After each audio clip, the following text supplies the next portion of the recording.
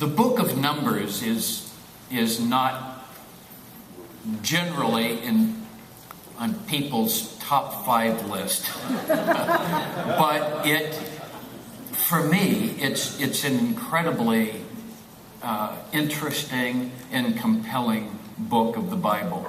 And so I want to begin there, if that's okay, because we're talking about presence. And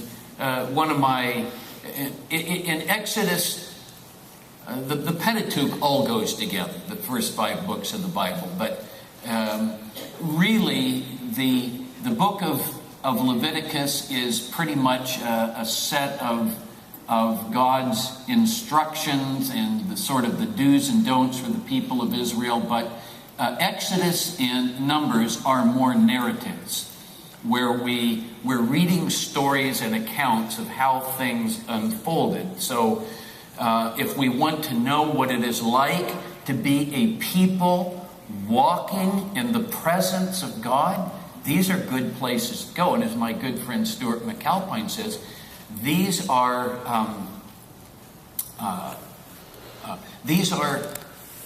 books are theologies of presence.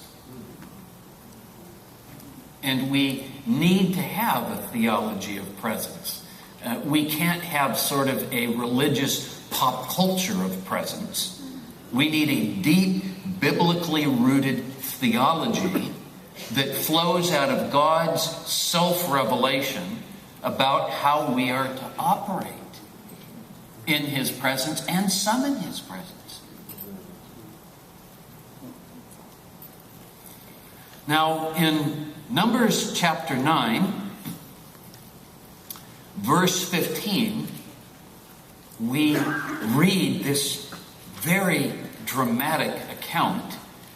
And I'm a filmmaker, so God made me to be a visual person.